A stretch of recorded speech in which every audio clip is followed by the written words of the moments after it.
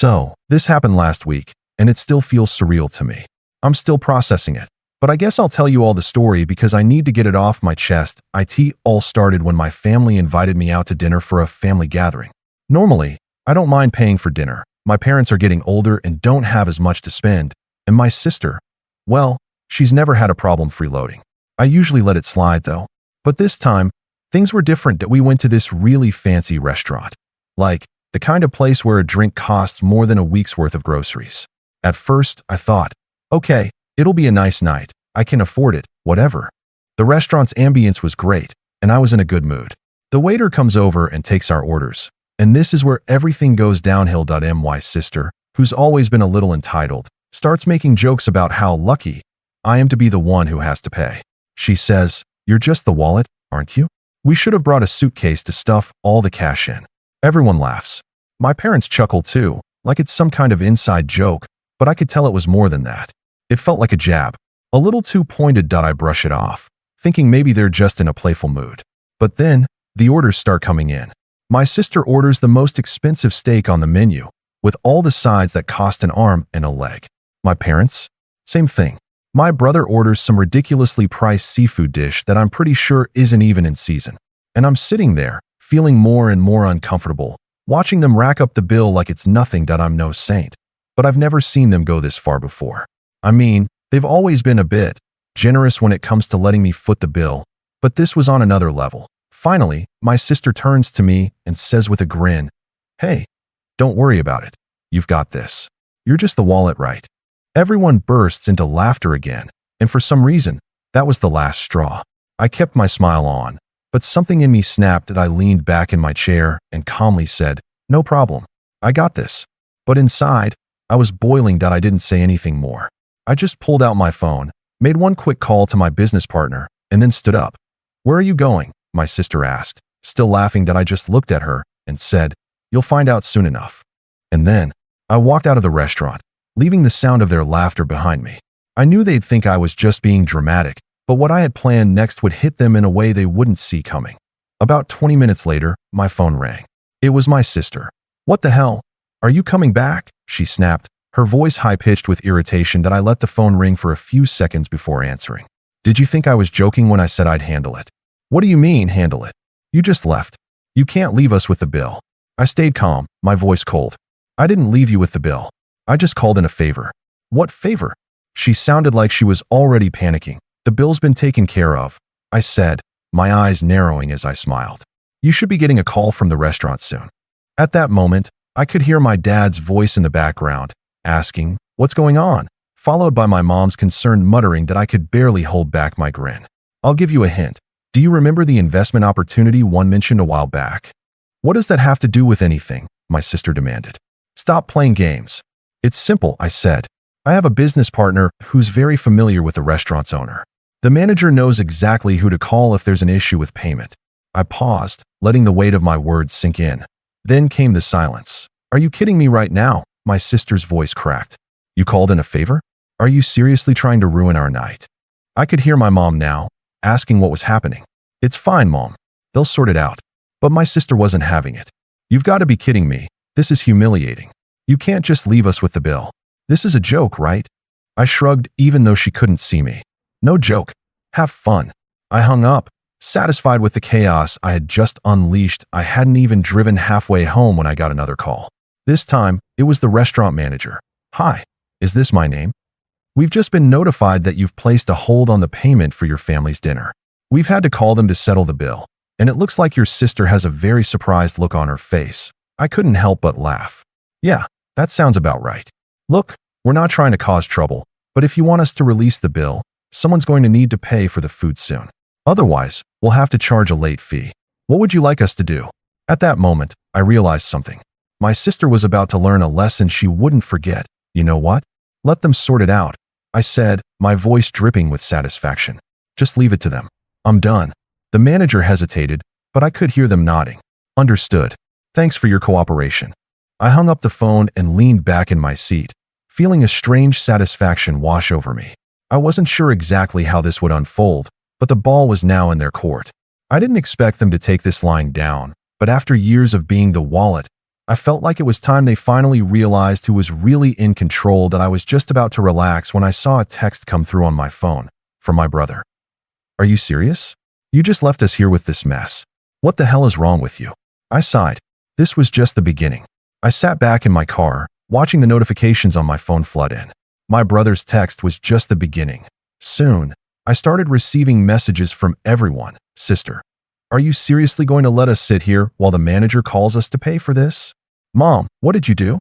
Why did you leave like that? This isn't funny.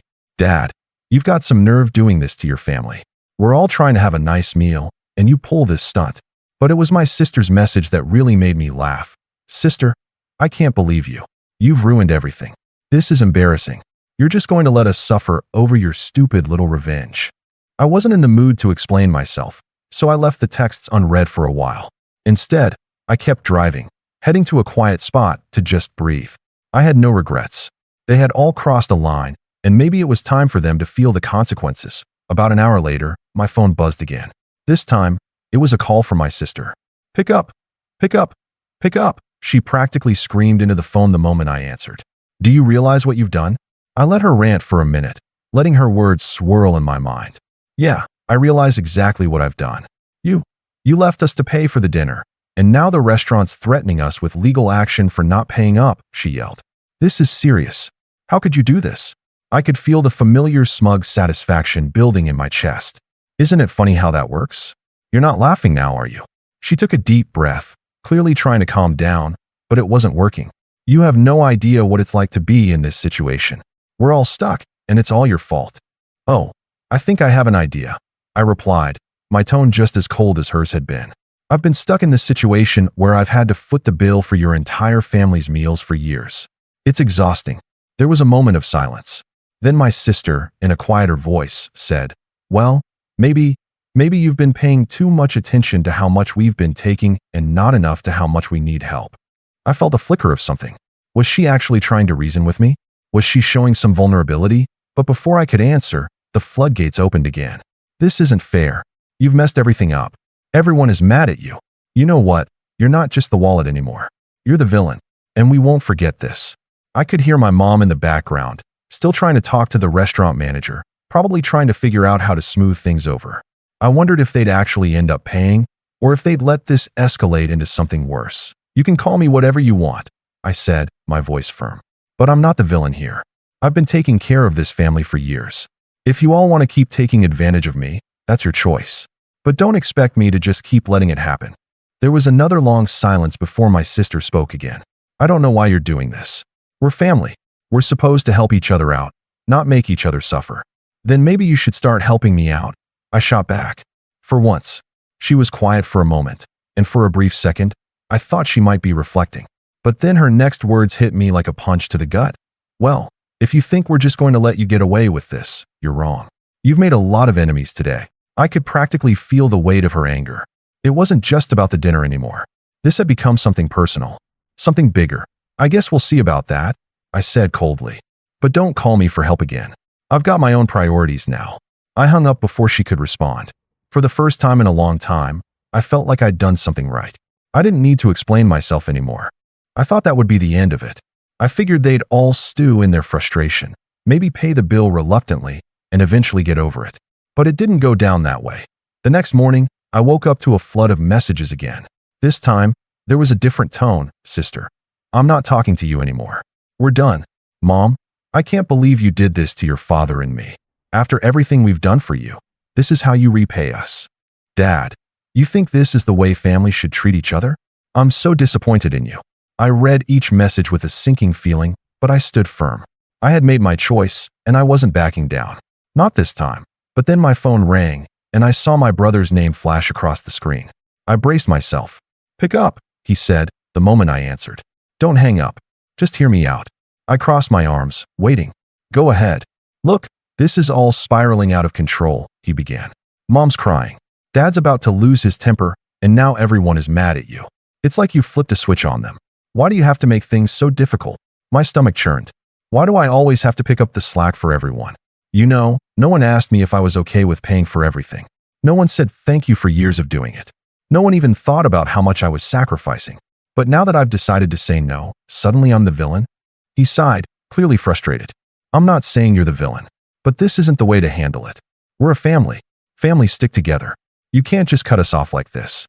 I felt the old guilt creeping in. Was I being too harsh? Had I gone too far? The thought lingered for a second, but I shoved it away. You think I haven't stuck together with this family? I snapped. I've been holding us all up for years. All I've ever gotten in return is nothing. It's not just about the money, it's about respect. And I've had enough of not getting any. There was a long pause on the other end. Then my brother, softer now, said, I get it. I do. But this isn't just about money. It's about us, the family. And if we don't fix this, it'll destroy everything we've built. I frowned, knowing deep down that he wasn't wrong. But part of me didn't want to go back to the same old pattern. Part of me wanted to see how far they were willing to go. How far they would stretch this family thing when their comfort was on the line. I'm not fixing anything, I said firmly. You all can fix it yourself. Before he could respond, I hung up. I couldn't do this anymore. I couldn't keep being the one to make everyone comfortable at my own expense. An hour later, my phone buzzed again. This time, it was from my mom. Mom, we're coming over to your place to talk. Don't think you can just ignore us. I stared at the message for a long time. I could feel the pressure building. My mom wasn't the type to show up at your door unless things had really escalated. I took a deep breath and decided to let them come. It wasn't long before I heard a knock on my door. I opened it to find my parents standing there, my brother beside them, looking uncomfortable. We need to talk, my mom said, her voice cold but not angry. Now, I stepped aside, letting them in. I could tell things weren't going to go the way I expected. How much longer are you going to keep doing this? My dad asked, not even bothering with small talk. We're not asking you to foot the bill every time. But you don't just leave like that. You don't throw your family under the bus over something like a dinner. I crossed my arms, standing my ground. You've been throwing me under the bus for years. It's time I did something about it. My mom shook her head. You think this is the answer? You think leaving us with a $500 bill is the way to teach us a lesson? I looked at her, feeling the weight of everything I had been holding in. I didn't just leave you with a bill. I left you with a choice. Do you finally realize that you've been taking me for granted? For the first time, I saw the hint of something in my dad's eyes, regret. But it was too little, too late. Maybe you're right, he muttered, looking down at the floor. Maybe we have taken you for granted. But before I could respond, my sister stormed into the room, her eyes blazing with fury. I can't believe you're actually sitting here, acting like you're the victim. You ruined our family, and now you think you've won.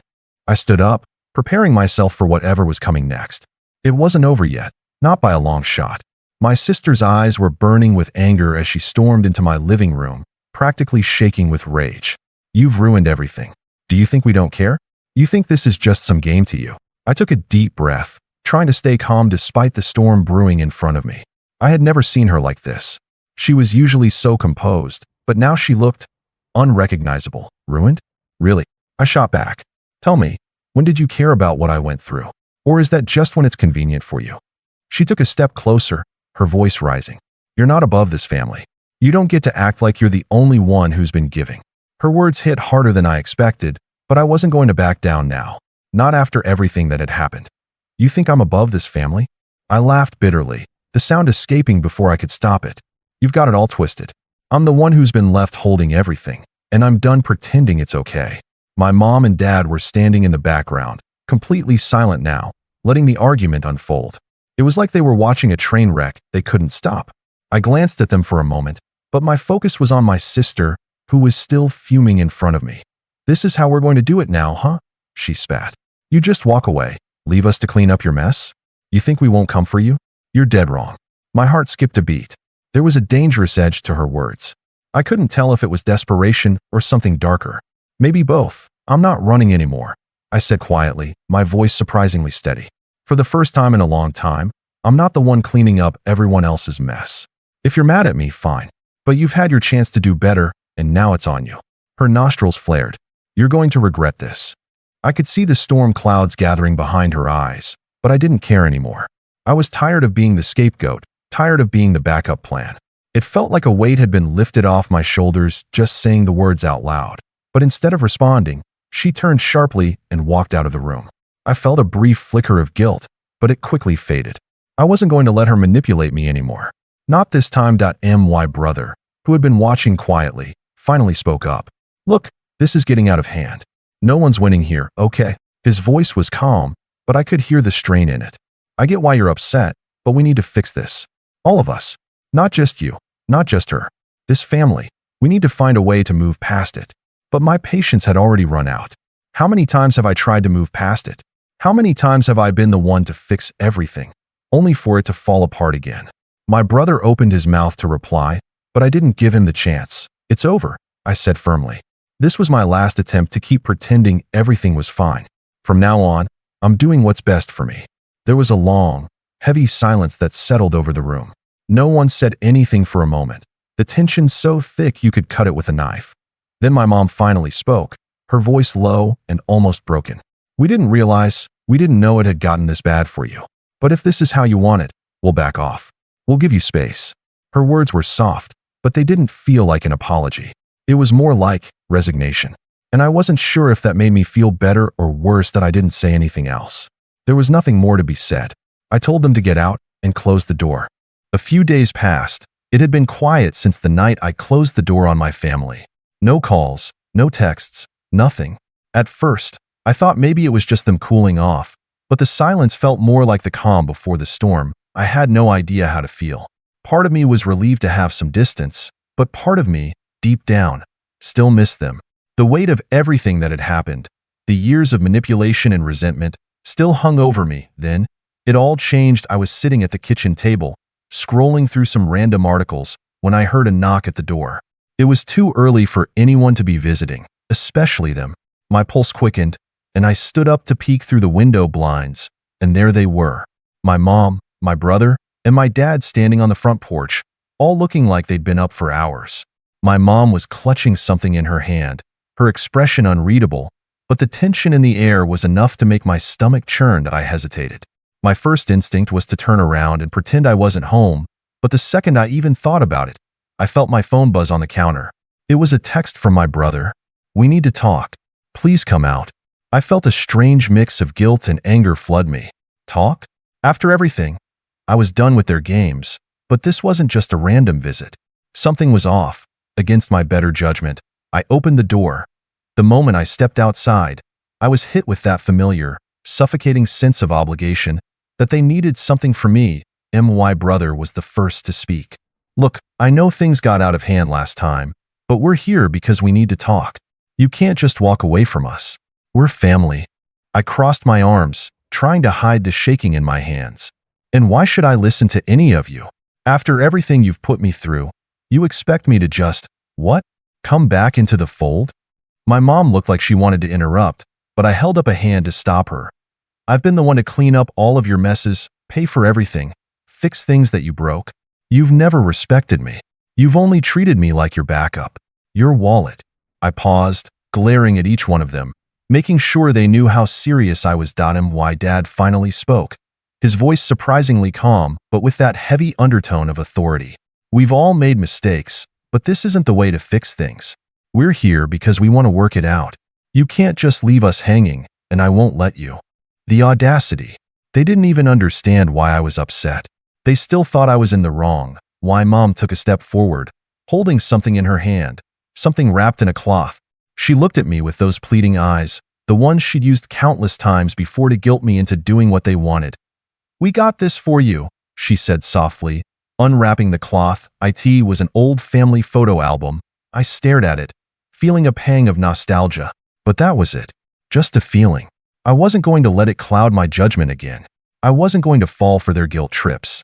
You think a photo album is going to fix everything? Do you really believe that? My brother scoffed. We're trying to make amends here, and you're acting like a child. This isn't helping anyone. I felt my blood boil. You don't get it. You've never gotten it. This isn't about some stupid album. This is about you using me, manipulating me, and making me feel worthless all these years. There was a long silence. I could see the crack in my dad's calm facade, a flicker of frustration behind his eyes. I didn't raise you to walk away from family, but if you think we're just going to let you do this. I took a deep breath, looking each one of them in the eyes. I'm not coming back. I'm not going to keep being the person you can manipulate and take advantage of. The air was thick with tension now. My brother was grinding his teeth, his fists clenched at his sides. My mom was on the verge of tears, but I couldn't bring myself to care. I turned around and started walking back toward the door. My dad called after me, his voice rising with each step I took. You think you can just leave us like this? You'll regret this. You'll come crawling back, just like you always do. I didn't even look back. I slammed the door behind me, the sound echoing in the quiet house. But just as I was about to walk away, I heard something else, this time from my brother. A harsh, angry whisper, barely audible, but enough to make my blood run cold. You'll pay for this. We'll make sure of it. And then the sound of their footsteps fading as they walked back to the car. I stood there, my back pressed to the door, breathing hard. I wanted to lash out, to scream, but I knew it wouldn't change anything. They were going to keep trying to drag me back into their world, but I wasn't having it. I took out my phone, opened the contact list, and tapped on the family group chat. I was done being the fallback. I typed, "This is it. I'm cutting ties with all of you. I'm not your backup anymore. I've given enough. If you can't respect that, then don't reach out again." I hit send and placed the phone back in my pocket, feeling the weight of my decision settle in. I wasn't waiting for them to apologize.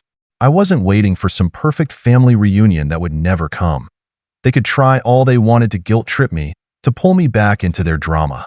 But that chapter of my life was over. I had finally let go. So, that's where I stand now, cutting ties and walking away. What do you think? Was I wrong for doing this? Or should I have given them another chance?